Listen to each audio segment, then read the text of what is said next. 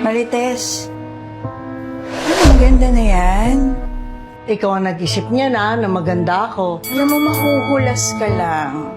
Eh kung bumalik ka na kaya dun sa pampalengke mong itsura, alam mo yun yung normal. Buti ako, ihaharap. Eh ikaw, tago ka pa. Hindi ko pinagsisiksikan ang sarili ko sa lugar na hindi ako gusto. Kaso lang, dito ako pinatuloy ni Rigor, kaya bahay ko na rin to. Hindi porkit pinatuloy ka niya, pwede ka nang umasta bilang asawa.